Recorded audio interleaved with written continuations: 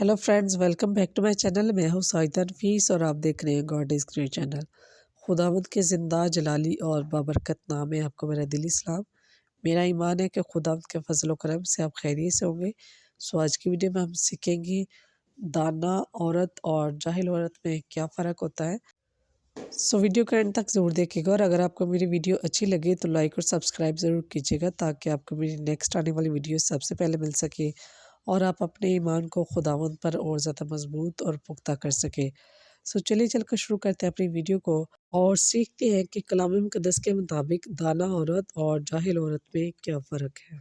मिसाल की किताब उसका 14 बाब 1 से 10 आयत तक। बाप और बेटे और रूह कुद्दस के नाम में आमीन। दाना औरत अपना घर बनाती है मगर जाहिल अपने हाथों से उसे ढा देती है। रास्ते से चलने वाला खुदावंद से डरता है मगर जिसकी राहें टेढ़ी हैं वो उसकी हकारत करता है। जाहिल के मुंह से गरूर फूट निकलता है पर दानिशमंद के लब उसकी हिफाजत करते हैं। जहाँ बैल न हो वहाँ गल्ला नहीं होता मगर बैल के ज़ोर से गल्ला की कसरत है।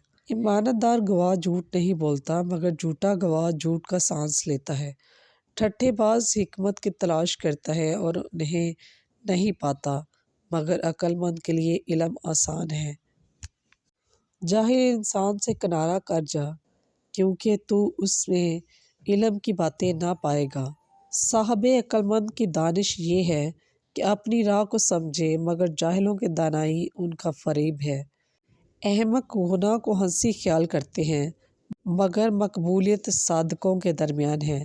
दिल अपनी तलखी को जानता है और अजनबी उसकी खुशी में दखल नहीं देता। बस पाक कलाम के पढ़े और सुने जाने पर खुदावंद की ख़ास बरकत हो। खुदावंद का शुक्र हो।